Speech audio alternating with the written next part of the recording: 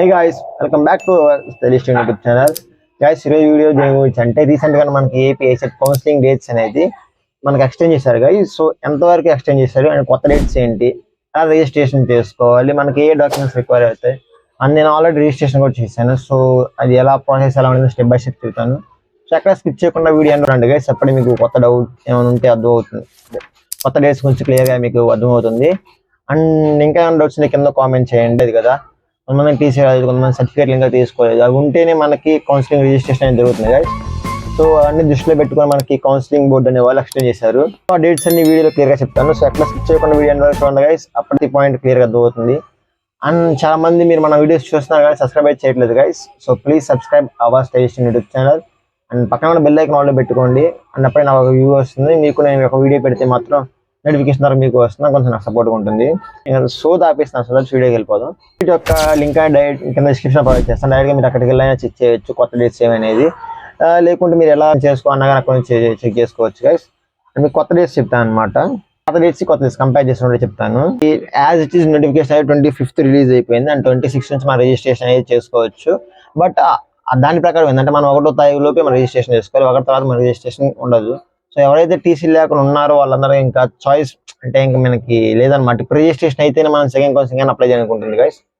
So అది matter. కొత్త అంటే ఇప్పుడు దాన్ని 1వ తారీఖు నుంచి 4వ తారీఖు ఎక్స్టెండ్ చేశారు. సో ఎవరైతే ఇంకా ఎక్స్టెండ్ రిజిస్టర్ అవ్వలేదు 4వ తారీఖులో రిజిస్ట్రేషన్ అవ్వండి గైస్. 4 తర్వాత అయితే ఖచ్చితంగా ఎక్స్టెండ్ అయితే చేయరు.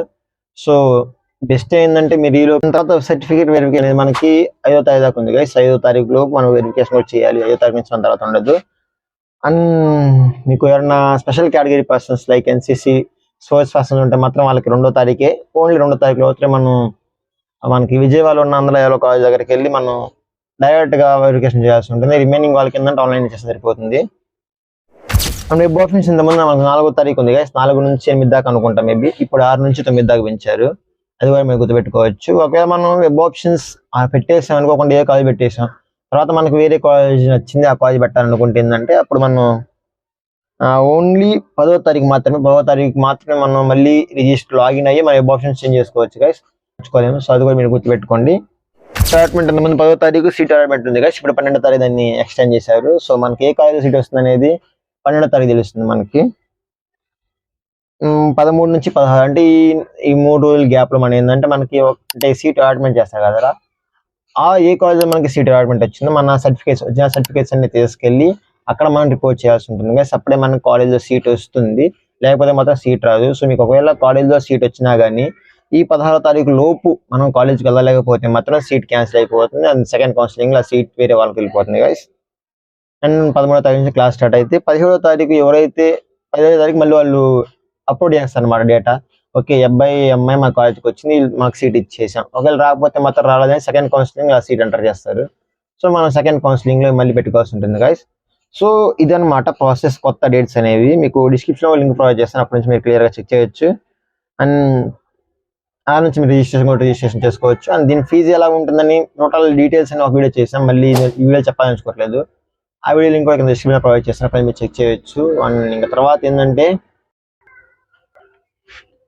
డేట్ ఎక్స్టెండ్ అయిందని తెలుసు గైస్ నాకు. కాకపోతే ఎందుకు మళ్ళీ రిస్క్, ఒకవేళ ఎక్స్టెండ్ కాకపోతే రిస్క్ ఎందుకు నిన్నే కంప్లీట్ చేశాను.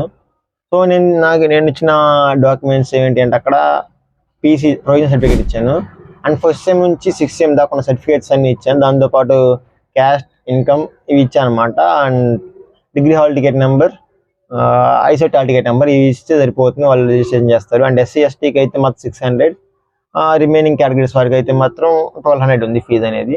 So thanks for watching guys. ఇంకా మీ ఫ్రెండ్స్ ఎవరైనా రిజిస్ట్రేషన్ చేయకపోతే ఆడికి ఈ వీడియో షేర్ చేయండి. షేర్ చేసి మధ్యకన్నా కౌరా రిజిస్ట్రేషన్ అవ్వు, డేట్ 4వ తారీఖు రాసి అని చెప్పేసి వీడియో షేర్ చేయండి గైస్. అండ్ ఎప్పటిదాకా చూసినందుకు లవ్ యూ సో మచ్.